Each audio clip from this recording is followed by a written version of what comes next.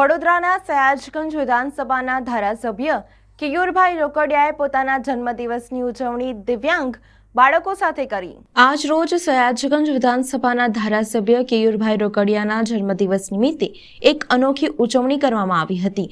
સાથે પરિવાર પણ હાજર રહ્યો હતો। વડોદરાના નિઝામપુરા વિસ્તારમાં પેન્શનપુરામાં દિવ્યાંગ સ્કૂલમાં દિવ્યાંગ બાળકો સાથે જન્મદિવસની ઉજવણી કરવામાં આવી હતી, જ્યારે વિસ્તારના કાર્યકર્તાઓએ બુકેથી તેમનું સ્વાગત કર્યું હતું। ઢોલ નગારા સાથે સ્વાગત કરવામાં આવ્યું હતું। સાથે બાળકો સાથે કેક કાપીને સેલિબ્રેશન કરવામાં આવ્યું હતું। બાળકોએ બનાવેલી પેઇન્ટિંગ, જય શ્રી રામ કેનવાસમાં બનાવેલ ગિફ્ટ આપવામાં આવ્યું હતું। બાળકોને નાસ્તાનો ડબ્બો તથા પાણીની બોટલનું વિતરણ કરવામાં આવ્યું હતું।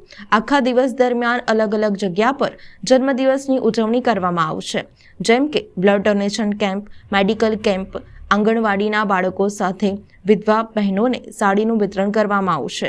બહેનોને સ્વનિર્ભર બનાવવાના હેતુથી સિલાઈ મશીન કીટ પણ આપવામાં આવશે।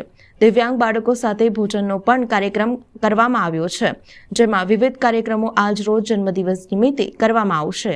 આજે જન્મદિવસ નિમિત્તે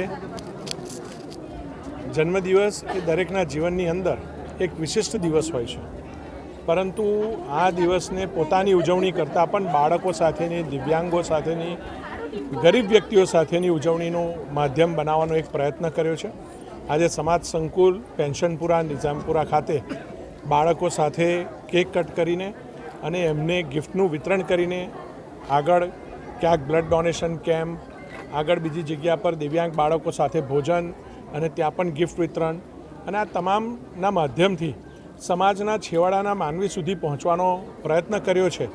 હું બીજાને પણ અપીલ કરું છું કે પોતાના જન્મદિવસે માત્ર પોતે સેલિબ્રેશન પરિવાર સાથે નહીં, પરંતુ સમાજના વિવિધ તબક્કા સાથે સેલિબ્રેશન કરવું જોઈએ એવો નમ્ર અનુરોધ।